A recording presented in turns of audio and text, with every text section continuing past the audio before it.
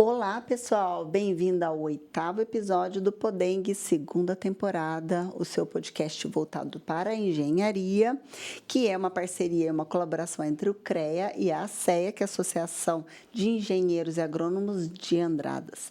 E hoje o assunto tá legal, hein? Nós vamos falar sobre segurança elétrica em residências e empresas.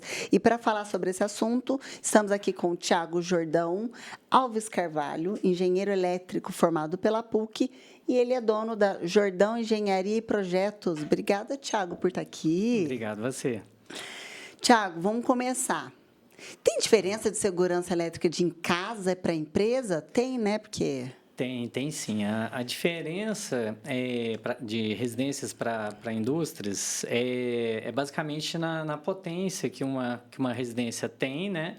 Que geralmente é muito menor que uma empresa. E nisso as normas são mais simplificadas, né? Para uma residência do que numa indústria. Aí essa é basicamente a diferença entre elas, né? Então, mas então não tem problemas, os problemas são menores. Isso, não que são menores, mas a questão de tensão de uma residência, geralmente a gente utiliza a tensão em 220, 127 volts numa residência. Agora, as tensões em uma empresa exige proteções mais robustas, porque eles lidam às vezes com média tensão, alta tensão, então as proteções têm que ser mais bem elaboradas para uma indústria do que para uma residência. Eu estava vendo uma reportagem e aí estava mostrando que os maiores incêndios do Brasil são sempre em residências. A maioria é em residências e é sempre por conta de alguma coisa da parte elétrica. Isso.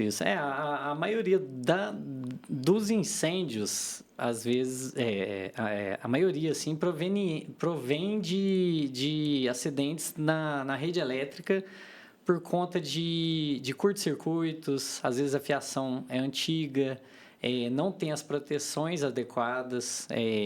Tem residência hoje em dia aí que não tem nem disjuntor. Mas você acha que eu penso assim, a gente fala sobre voltagem, óbvio, né, nas indústrias, então você tem uma voltagem maior. Só que você tem uma proteção muito maior e você tem normas regulamentares que, obrigatoriamente, eles têm que cumprir, o que, normalmente, as pessoas não fazem nas casas delas. Isso. Tem residências que são construídas sem projetos, não tem dimensionamento de cabo, eles não dimensionam disjuntores para fazer proteção dos circuitos, tem residências que não têm aterramento elétrico, então se dá algum curto-circuito, esse curto ele fica circulando ali no circuito e pode incendiar a residência, a fiação pode pegar fogo e acabar causando um incêndio na residência toda, né? Então, acontece muito assim de uma pessoa fazer a construção de sua casa, chamando um pedreiro que sabe um pouquinho de elétrica para fazer a instalação e não chama um profissional habilitado para estar executando a parte elétrica, né? Então, quando a gente fala sobre segurança elétrica, a primeira coisa é ter esse entendimento de que precisa de um engenheiro elétrico para poder fazer um projeto. Isso mesmo.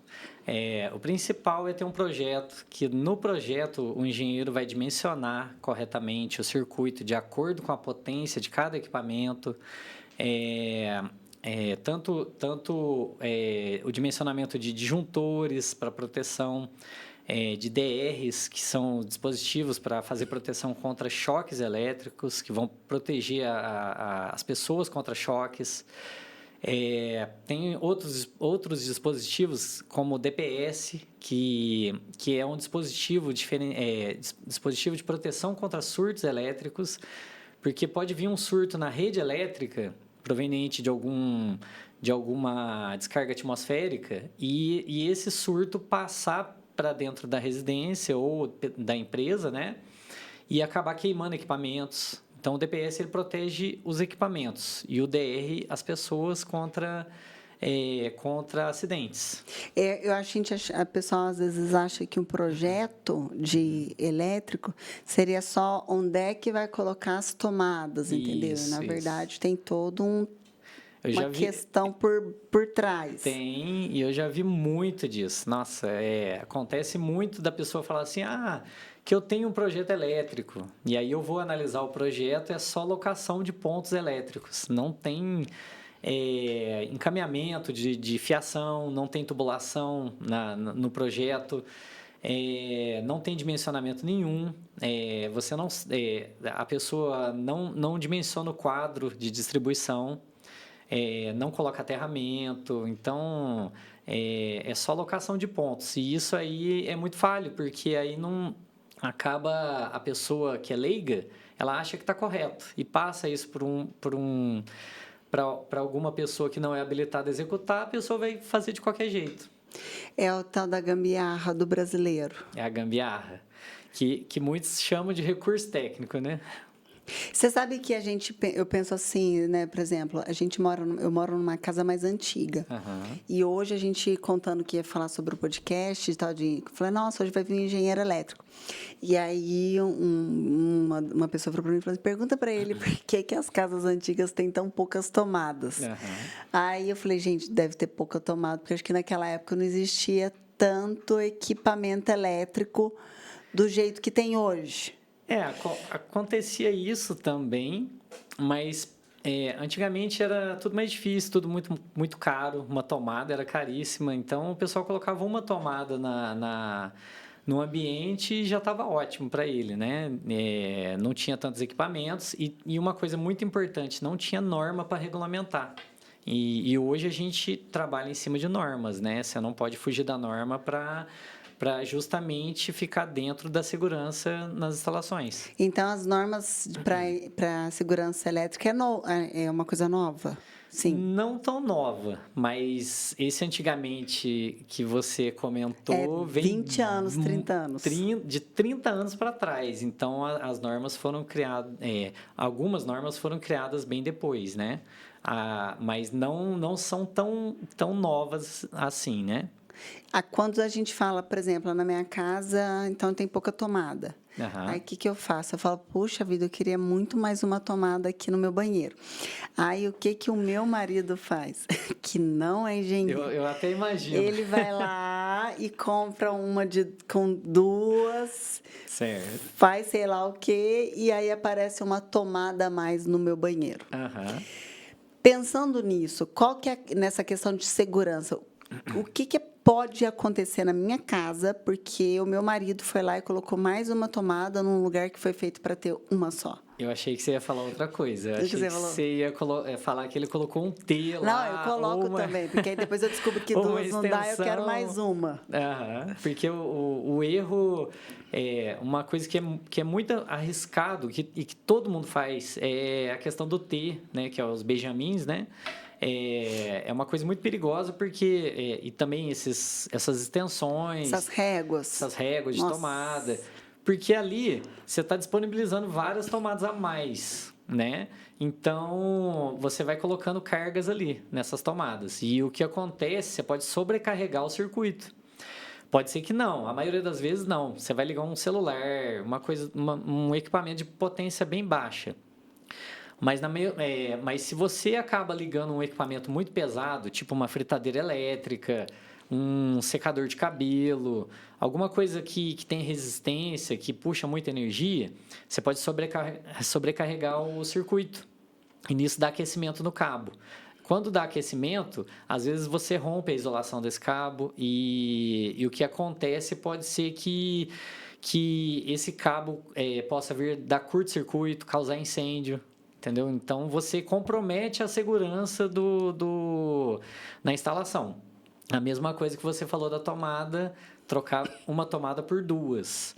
Pode ser que não dê nada, não dê problema nenhum, mas pode acontecer de você sobrecarregar o circuito. Então, tem que ser avaliado se o equipamento que você vai colocar ali não vai causar problema na fiação, se o disjuntor vai suportar, se não vai ficar caindo o disjuntor, né?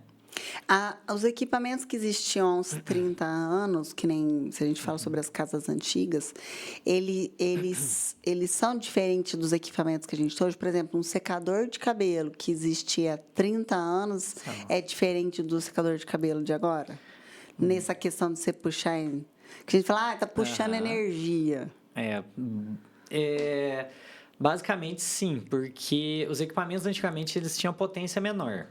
Né? Eles tinham uma potência menor, porém eles não tinham tanta proteção. Tem equipamentos hoje que já vêm com proteção embutida dentro deles. Então, se eles vão dar algum problema, eles têm fusível, tem alguns dispositivos que às vezes eles queimam para não deixar comprometer a instalação elétrica, né? Mas os equipamentos de hoje, em consideração, estão muito mais potentes. Um secador de cabelo hoje tem secador aí de 2.000 watts, então puxa uma potência absurda, né? Você tem fogão de indução hoje, porque que se você ligar em qualquer circuito, ele tem circuito que não suportaria um fogão de indução. Então tem que ser feita uma revisão quando vai instalar um equipamento desse, tem que ser feita uma revisão na instalação elétrica para ver se vai suportar essa carga. Chuveiros hoje também estão muito mais potentes. Tem chuveiros aí que um chuveiro Lorenzetti comum hoje tem de 7.500 watts. Então, a potência é muito grande em relação aos chuveiros antigos, que era na faixa de 4.000 watts, entendeu? E que a gente pensa assim, ó, por exemplo, eu olho lá na minha casa, você falando de fogão de indução, na minha casa tem um fogão de indução. Uhum. A grande questão, eu acredito que é a questão do brasileiro, e a gente tem falado muito isso nos outros podcasts, dessa necessidade de ter essa visão de um profissional para ir lá e olhar. Então, por exemplo, eu inventei que eu queria um fogão de indução na minha casa. E eu comprei um fogão de indução, coloquei lá no buraco que era do fogão do cooktop e eu liguei na tomada. E o fogão não funcionou. Certo. E aí eu fui olhar o bendito do fogão, precisava ser 220. Falei, maravilha, só puxar um 220.